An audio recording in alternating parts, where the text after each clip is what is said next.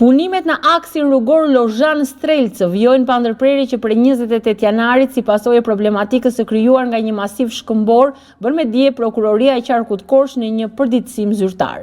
Sipas njoftimit, ndërhyrjet për thyerjen, stabilizimin dhe pastrimin e masivit shkëmbor po monitorohen në mënyrë të vazhdueshme nga strukturat përgjegjëse në bashkëpunim me specialistët të kontraktuar nga ARSH. Drejtoria e Qendërlindje me prioritet absolut garantimin e sigurisë së përdoruesve të rrugës dhe banorëve të zonës.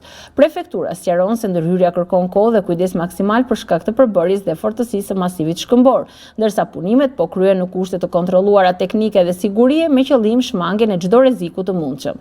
Autoritetet theksojnë se po punohet intensivisht për zgjidhjen përfundimtare të kësaj problematike, ndërsa situata në terren po ndiqet hap pas hapi. Në përfundim, Prefektura e Qarkut Korç u bëri thirrje qytetarëve për mirëkuptim dhe kërkon respektimin e sinjalistikës rrugore dhe masave të sigurisë, duke garantuar se institucionet përgjegjëse do të vijojnë të informojnë në mënyrë transparente për çdo zhvillim të mëtejshëm.